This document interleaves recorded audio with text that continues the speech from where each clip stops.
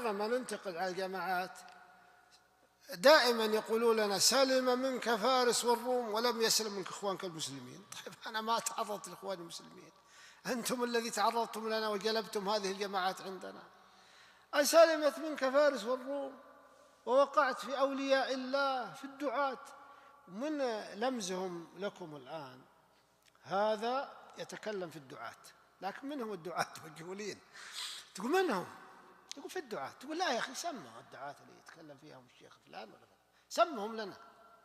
يتكلم بابن باز، يتكلم بالعثيمين، بالألباني، بفوزان، من هم الدعاة؟